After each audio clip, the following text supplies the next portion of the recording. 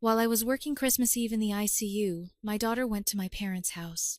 Grandma opened the door and said, "We don't know you.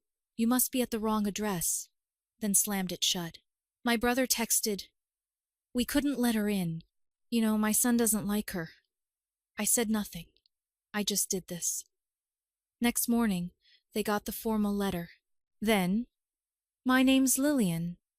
I'm 34, an ICU nurse, a single mom, and the oldest child in a family that treats you owe us like a love language. I work nights. I meal prep on Sundays. I keep a laminated list of bills in my wallet because numbers calm me when nothing else does. My daughter Lily is 8.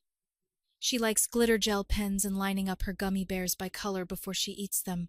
She is small and fierce and thinks the word budget is funny. Christmas Eve, 6:12 p.m. The ICU smelled like coffee and antiseptic, and the air felt too thin. We were short 2 nurses.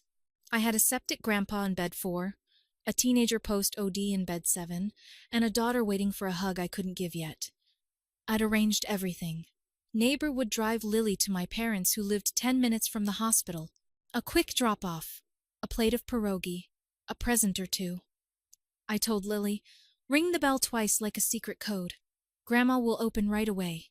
She nodded, serious. At 6:19 p.m., my phone buzzed in my scrub pocket. "Lily, I'm here. The lights are on. Should I ring?" "Yes, Bug." 2 times. I hung a vancomycin bag with one hand and checked the monitor with the other. The rhythm settled. My chest didn't. At 6:22 p.m., the next text. Grandma opened the door and said, "We don't know you. You must be at the wrong address." Then she shut it. "It's cold." My hand went cold with the message. I called, no answer. I called again, straight to voicemail. I told my charge nurse I needed 2 minutes and ducked into the linen closet because that's where we hide to cry. Then my brother Nate texted, "We couldn't let her in. You know, my son doesn't like her. He's been doing so well. Don't start drama tonight." I stared at those words until the screen went dark. My nephew doesn't like her. 8-year-old kid versus 8-year-old kid, and mine loses because she's mine. I texted my neighbor to scoop Lily back up. I told Lily I loved her, that it wasn't her fault, that we do Coco later. She said, "Okay," in the tiny, brave voice she saves for shots. I went back to bed 4 and listened to the ventilator hiss and the clock tick and the thin line on the monitor pretend the world was orderly. I said nothing to my family. Not one word. I charted. I adjusted drips. I rubbed a shoulder through a gown. I smiled with my eyes because the mask hides everything else. I said nothing. I just did something else. And the next morning at 9:03 a.m., they got the formal letter. Here's the part my family leaves out when they tell their version. When I was 21, Dad lost hours at work. I picked up doubles and slid cash through a kitchen drawer so the mortgage wouldn't lurch. When Mom needed a crown, I put it on my card and made $75 payments for 11 months. When Nate got a UDI at 24, I paid the lawyer retainer because Mom called crying and I was on lunch break. And that's what good daughters do. I told myself it was temporary. I told myself it was love. I told myself no one would keep score. They kept score, but only in one column. "Lillian, you're so responsible," Mom would say, meaning, "Lillian, we can lean." "Your job is stable," Dad would add, meaning, "We can ask you without shame." Nate learned the script early. "I'll pay you back Friday," he'd text. His Friday lived in a different universe. Mine had rent and daycare, and a used Honda that needed brakes exactly when it shouldn't. When Lily was born, my family rejoiced like a confetti cannon. Then they put rules around their love. Don't bring her when Max is here. He gets overstimulated. Translation: my child is the variable. Maybe don't post pictures of her. My sister-in-law added, "It upsets Max when he's not the center." Translation: my child is a threat. And me. You can't keep being negative. Dad would say whenever I asked for basic respect. Translation: sit down and pay for dinner. Money wasn't a topic in our family. It was the bloodstream. If I didn't feed it, everyone went anemic. I covered my parents' cell phone plan for a month 3 years ago. I added them to my Costco membership because gas is cheaper. I co-signed a used truck for Nate after he turned a corner. And turning that corner apparently took him straight to a new gaming console. Every time I tried to draw a line, Mom tugged guilt like a ribbon. We changed your diapers, she'd say, as if Pampers had an APR and I'd missed a payment. When the pandemic hit, I floated between ICU and step-down. I changed gowns until my skin peeled. I stood between families and FaceTime screens and learned how much we can hold when it's everything. On my off days, I bought groceries for my parents because they were afraid of the store. They still had opinions about brands, about freshness, about how I didn't buy the good butter, which was funny because I bought all the butter. I opened a $529 for Lily with leftover hazard pay and a little overtime. I didn't tell anyone. That was a quiet, bright thing I kept under my ribcage. In September, my mom asked me to contribute to the family Christmas. The capital letters were implied. She wanted $800 so we can host properly. I said, I can't do 8, but I'll bring food and I'll do gifts for the kids. She sighed. You know your brother's between jobs. Translation: your wallet. Our plan. Then the texts about Max started. He's finally stabilizing. Routine is everything. We need calm. Lily's energy throws him off. Nate typed like a therapist and wielded it like a weapon. It wasn't true. Lily and Max had been fine together in August at the park. He laughed when she taught him to kick a dandelion cloud. But the story changed when I said no to $800. 2 weeks ago, I found out my parents put the utilities in a family bundle that included my address. I only noticed because a late fee notice had my full name and their power company in the header. I called. The rep cheerfully explained my family plan saved $16 a month and auto-drafted from the card on file. Mine. I sat on the edge of my tub and looked at the grout and felt something harden I hadn't felt in years. I drove over. Mom made tea and smiled like a cat. We figured it was easier if it's under one umbrella, she said. Yes, I answered. My umbrella. Dad shrugged. We intended to pay you back. When? I asked. Silence.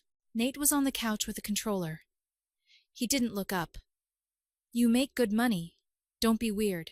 So, I stopped being weird. I got precise. I pulled statements. I lined up dates in a spreadsheet with a calm that felt surgical. Cell phone plan. 3 6 months. Truck payment I'd covered just this once. 8 times. Grocery runs. A conservative estimate with receipts when I had them. Utilities bundle. Last 3 cycles. Interest I had paid when I covered their visa, and they forgot to mail me a check. I didn't attach emotion. I attached totals. On December 23rd, after a 1-2 hour, I sat at my kitchen table and typed an email to an attorney whose card I'd saved after she spoke at a hospital lunch and learned about durable power of attorney and boundaries in caregiving families. I didn't expect a miracle. I expected clarity. I slept 2 hours, fed my kid pancakes shaped like snowmen, braided her hair, and went into Christmas Eve night shift with coffee and resolve. The plan was simple. It had 2 parts. Part 1, protect Lily. Part 2, stop financing my own disrespect. The breaking point wasn't a scream. It was a document. At 9:03 a.m. Christmas morning, while my parents were still in pajamas and Nate was posting a story about quiet family time, a courier knocked on their door. Mom likes doors when she's the one closing them. He handed over a manila envelope addressed to each of them by name. Inside were 4 things. A letter from my attorney titled Notice of Boundaries and Termination of Financial Support. It listed in neutral language everything I would no longer be doing. No more shared cell plan, utility separation effective immediately, removal as co-signer authorization for the truck already in motion, cancellation of Costco add-ons. and termination of any automatic transfers. It included an itemized ledger of what they owed to date with a proposed repayment schedule if they wished to maintain contact. A revocation of school pickup authorization effective immediately. Neither grandparent nor Uncle Nate had permission to pick Lily up from school or be listed as emergency contacts. The school had already received it. A no-contact letter regarding Lily for 30 days. Not punitive, just protective. Following the incident on December 24th, Lillian and Lily will be taking a 30-day pause. After that, supervised visits may resume contingent on written acknowledgement of the harm done and agreement to behavioral expectations. My lawyer worded it better than my rage would have. A polite cease and desist about using Lily's name or pictures online without my consent. Screenshots attached. I didn't send it because I wanted drama. I sent it because I was done playing make-believe that love and access were owed without responsibility. My phone lit up like a slot machine. Mom, how dare you send a stranger to my house on Christmas? Dad, you ruined the holiday. Nate. Lamau, a lawyer over a door. I typed one sentence to the group chat. We can discuss in writing after the 30-day pause. Mom called. I let it ring out. She left a voicemail I wasn't ready to hear. At noon, I posted a photo of Lily and me on our couch with hot cocoa and matching socks. Caption, home. No subtweet, no subtext, just us. At 12:07 p.m., Nate texted me directly. You think you can starve us? I stared at it. Then I sent a single screenshot, the ledger with the total they owed. Boring numbers. Boring dates. Boring math. He replied, You're sick. I put my phone face down and taught Lily how to play Go Fish with candy canes. The first quiet day felt like someone turned off a machine that had been humming in the background of my life for 14 years. I didn't buy anyone paper towels. I didn't get a passive-aggressive text about the good butter. I didn't draft a polite apology I didn't mean. I made pancakes. Lily dusted them with powdered sugar like snow. We watched a dumb movie with singing dogs. She leaned into me like a small son. At 2 p.m., the hospital called to offer time and a half on New Year's. I took it because the budget likes what it likes, but it felt like a choice I made for us, not for a sinkhole. The fallout started fast. The cell plan. I'd already ported their numbers to a prepaid plan in their names, with a month covered as a bridge. Mom texted. My phone says I need to add a card. I replied with a thumbs up, and the customer service number. The truck. The lender accepted my written notice withdrawing as the payment source and applied for temporary hardship coverage. Nate would have 30 days to assume the loan solo or surrender the vehicle. He posted a meme about snitches and haters. I did not like or comment. The utilities. I split the bundle. Their power company removed my autopay. Their bill arrived, not mine. Dad sent a photo of the envelope like it was a threat. We'll remember this, he wrote. I hope so. The school. The secretary emailed a short confirmation. Contacts updated. Only you and neighbor listed. I exhaled something I'd been holding since Lily was born. Aunt Vera called me from the laundry room at my parents' house. They're saying you hired a shark, she whispered. Your mother's pacing. Your father says you've gone corporate. I said, I went adult. She laughed once. Good, keep going. Neighbors noticed. Everything okay? Mrs. Kim asked, handing Lily a foil-wrapped brownie. I said, We're taking a break. She nodded, like she'd heard the loud of quiet for years. The group chat kept going without me. Screenshots arrived through the cousin grapevine. Mom wrote, She's punishing us for one misunderstanding. Nate wrote, She thinks she can take Max's cousins away. Dad wrote, Who sends bills to family? Someone added a crying emoji. They never used my name. I forwarded nothing. I saved everything in a folder called Keep the Light. At work, people hugged me with their eyes. I told my favorite respiratory therapist what happened in 3 sentences. He said, People like that put their hands in your pockets and then ask why your pants don't fit. We laughed too hard at that in a supply closet. Lily asked hard questions in small voices. Do Grandma and Grandpa still love me? I swallowed and said, they do. Grown-ups sometimes make very bad choices. Love doesn't vanish, but access can pause. She blinked, processing, like the iPad when it says, I don't do my homework. Exactly like that. Because truth in third-grade language is still truth. The second week, Nate's truck vanished from my parents' driveway. Repossession. He posted a story about waking up to nothing. His comments were full of, bro, that's rough. He sent me a message heavy with consonants. I let it sit unread. Mom changed tactics. Let us see Lily. Separate from the money, she texted. We're grandparents. I typed, deleted, typed. Then I sent, I agree. Separate from the money. See the letter. Acknowledge what happened at the door. Agree to the behavioral expectations. 30 days were never a punishment. They were a reset. We're at day 14.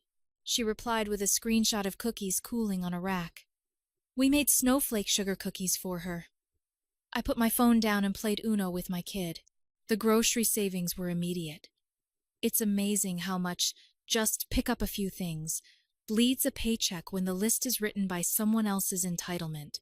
The first week, I put the difference $163 straight into Lily's $529. I showed her the balance. Her eyes went huge. Is that $1 million? Not yet, but it's ours. At night, after homework and baths, I wrote emails to myself with subject lines like, remember the cold doorstep. Remember the voice that said, we don't know you. Not because I wanted to bathe in it, because abusers often count on your memory being mushy. I wanted mine to be a ledger, a kind one, a firm one. On day 17, Aunt Vera called again. Your mother's telling people you froze Lily out of the family, I told her. She froze Lily out when she closed that door. Her voice went tight. Lily and I watched it from the hallway. Lily's face, I cut her off gently. I know. On day 20, my doorbell rang. It was my parents. There was a tin of cookies, another prop. I cracked the door, chain on. Mom started without hello. You sent a lawyer to our doorstep on Christmas. You shut a door in my child's face on Christmas, I said. She startled. Mom tried, eyes already shiny. She texted me the exact words you said before you slammed it. I answered. I believe her. Dad said, we have our hands full with Max. He can't handle surprises. You could have texted, I said, or stood in the doorway and said, sweetie, Max is having a hard time. Can you come back in an hour? You chose to humiliate an 8-year-old. Don't make it bigger than it is, he warned. I slid the manila envelope through the chain. Acknowledge, agree, then we can talk visits. Mom sniffed. We're not signing contracts to see our granddaughter. Then you're not seeing her, I said, and closed the door with a calm hand. I expected shaking, a sob. Nothing came. It felt like turning off a faucet that had been stuck on scald.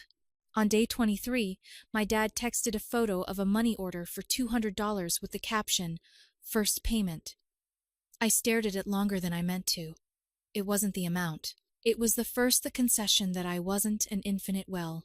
On day 26, Nate posted a selfie at a bus stop with the caption, everyone abandons you eventually. A cousin messaged me. He's telling people you called the repo guys. I wrote back. I called the bank and removed myself. The rest is gravity. On day 30, at 9:03 a.m., I got an email from my parents. It had 2 sentences. We acknowledge that we hurt Lily by turning her away. We agree to your expectations for visits. I read it 3 times. Lily was eating oatmeal, with banana slices lined up like a tiny parade. I told her, Grandma and Grandpa said sorry and want to see you at the park this weekend. I'll be there the whole time. She nodded and spooned more oatmeal. Can we bring the glitter gel pens? She asked. We can bring the whole art store. We met at the park. It was not a Hallmark card. Mom tried to hug first, and Lily flinched before leaning. Dad squeezed too hard and Lily wriggled out. Nate did not show. Good. I kept my eyes on my kid and the time and the terms. Lily drew snowflakes. Mom asked twice if we could do Christmas later. I said, "We'll see." When we got home, Lily fell asleep with markers on her fingers. I set an alarm for my next shift and put the $200 money order toward the smallest old balance because knocking out a line on a ledger felt like a small prayer. People asked if I felt triumphant. I didn't. I felt clean. It didn't end with tears and therapy. They didn't change. Access did. Incentives, not hearts. I used to think love meant being an endless pocket. The good daughter who covered shortages and swallowed tone. Not anymore. Love without respect is appetite. Boundaries are the plate. The letter wasn't revenge. It was inventory. What I own, what I share, what I won't risk. I protected my kid and myself. No more doorsteps in the cold while someone says, "We don't know you. You're selfish" used to burn. Now I let it drop. If selfish means I won't bleed for someone else's comfort, fine. My daughter is warm. Money trickles back. 20 here, 50 there. The ledger shrinks. The 529 grows. Maybe the world doesn't care, but my kitchen does. I got 2 sentences of apology. Enough. Door opened. Not rug pulled. Night shift was quiet. Coffee bad, promise good. I looked at Lily's park photo pink cheeks, messy hair, and felt my spine straighten.